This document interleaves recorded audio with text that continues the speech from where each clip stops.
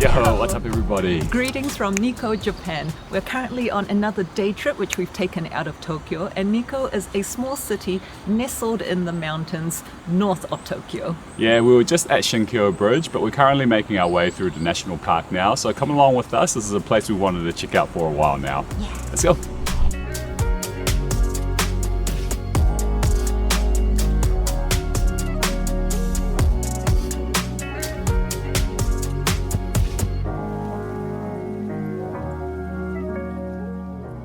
Okay guys, so before we carry on any further, there is quite a bit of useful information that I do want to share with you in case you do want to plan your own trip here to Nikko. So we headed to Asakusa early in the morning, and then getting here we caught the limited express brevity train, which was 1650 yen per person, and that was an older train. But heading back we're going to be catching the Spacia X, which is 1940 per person, and that's apparently a newer train. We actually saw them parked side by side at the station, and we were like, ooh, look at all the different kinds of sections and compartments that you could choose from, but we just got the standard seats. And also need to purchase one of these Nikko passes. We've got the World Heritage one, and it allows us to have unlimited bus rides within this area, but it doesn't pay for any of the shrines that you may want to go into. I did also see that there are like day trips and things that you can purchase online, but they were normally around about 120 to 300 if you're getting a private one. So the 120 is the group ones, NZD as well. So just something to consider, and now we can go in and enjoy.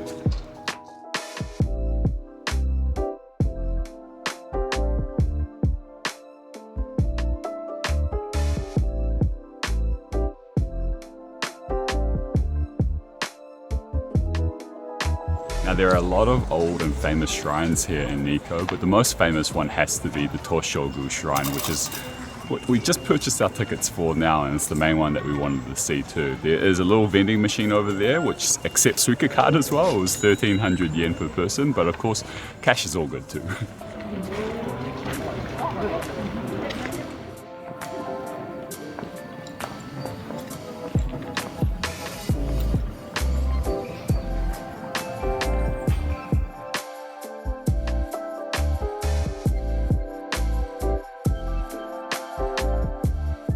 Toshogu Shrine is one of Japan's most important religious sites, and it's also the final resting place of Tokugawa Ieyasu, which is Japan's first shogun.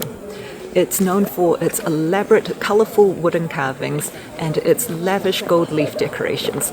But yeah, back to those wooden carvings, there are some very cool ones that we read about, which we want to show you guys, and I think my favorite one is over just there. Okay, so if you look at the top of that building behind me, what you'll notice are some elephants, and they're known as the Sozonozo elephants, or imagined elephants. At the time, the Japanese had never seen elephants before, and so the artist that actually carved them used purely his own imagination, and I think he did pretty well, didn't he? Over to the direct opposite of the building is another famous wooden carving, and those are the see no evil, speak no evil, hear no evil monkeys. So yeah, right in the entrance of this shrine, and we're already getting to see some pretty cool stuff.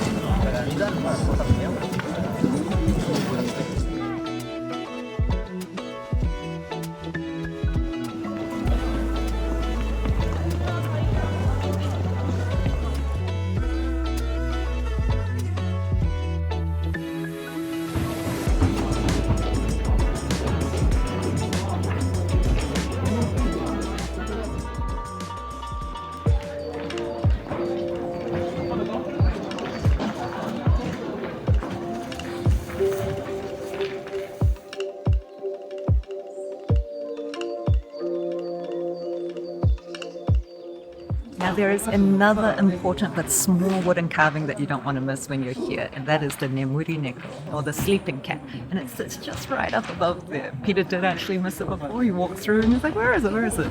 But I had to call him back and point it out. So it protects the entrance before you head up the flight of stairs to Lord Tokugawa Ieyasu's gravesite. And apparently on the reverse side, there are some small flying sparrows.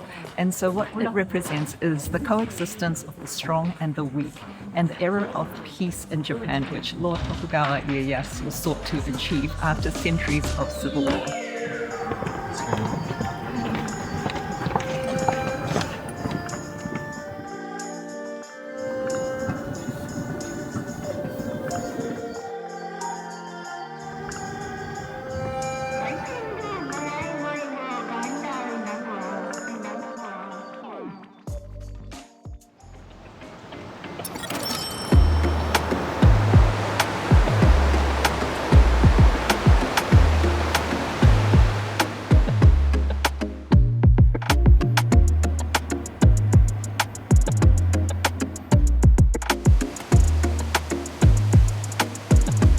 the special place that we have for lunch right here, guys. It's called Santenamataro. It's right next to the flowing river. It's got a lovely elderly Japanese man who's preparing one of the specialty dishes here in Nikko. I've gotten the rice version. It's called yuba, which is either dry or fresh tofu skin. And we've had it before, but this is the first time having it in Japan. It looks and smells amazing.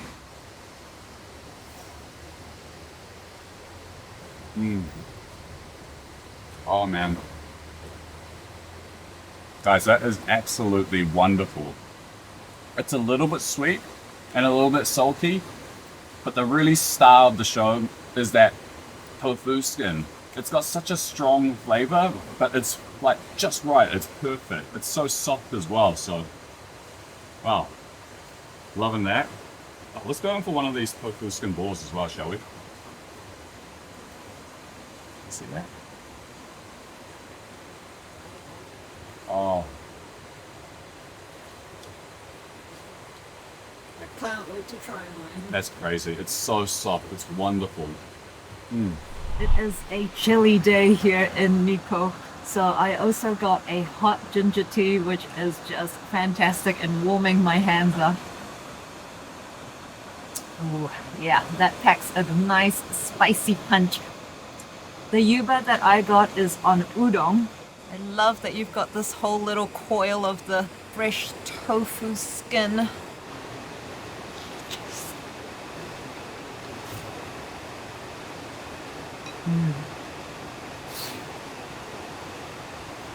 That's so delicious and heartwarming. It's very silky, that tofu skin. And it's just a very lovely dish, and especially getting to enjoy the view. We're the only ones here at this time as well.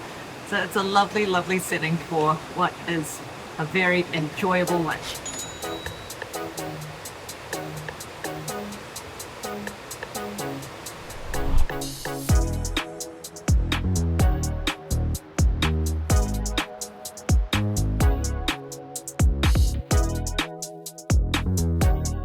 Okay, we've just arrived at the start of our next walk, but right here is a sign: beware of bears and leeches.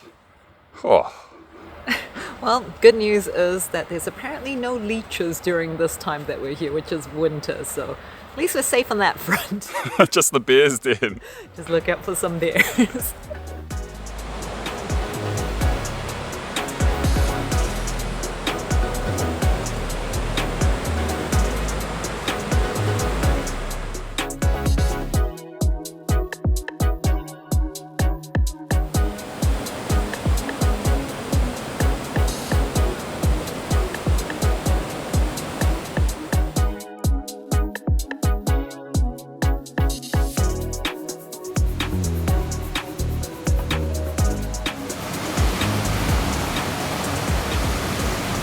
Kanmangafuchi abyss is a small gorge that was formed by a volcanic eruption from the nearby Mount Nantai thousands of years ago.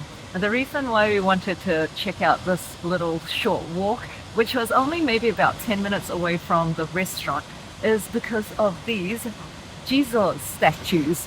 So there's supposed to be about 70 of them, and legend has it that sometimes they're also referred to as Bakejizo, because when you count them, the number is supposed to change each time. So far, I'm up to about 47 from there. I haven't counted these ones yet, but I can understand why the number would change. It's because you just keep getting distracted by the beautiful river that's flowing over that side, and then you come back and you're like, wait, what number was I on again?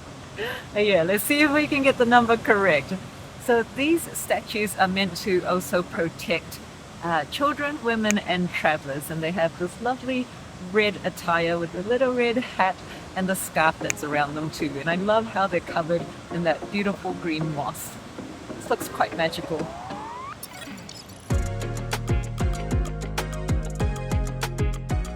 Looks like we're at the final few statues now. Ian's still counting away. Hey, what's the final verdict, eh?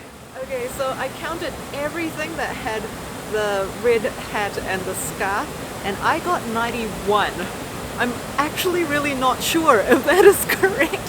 I was trying to be careful the whole time, but it really does sort of just blend after a while, and it is easy to lose track. So when we head back, I'm going to try see if I get 91 again. But at least no sign of bears, so that's good, right? Yeah.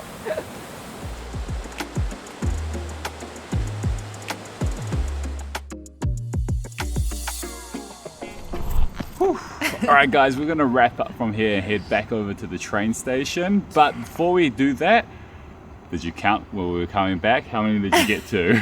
I did indeed get 91 statues again, but that was with some very, very concentrated counting. And I think I was calling them scarves before. They're actually bibs, red bibs. Yeah, so if you guys have enjoyed today's vlog from Nikko, then make sure you do smash that like button. Drop us a comment. We do very much enjoy reading them from all you guys. And if you haven't already, please do subscribe to our channel. We'd love to have you along for the rest of our adventures too. Yeah, it's been a really fun day. Catch you guys next time. See ya! See ya!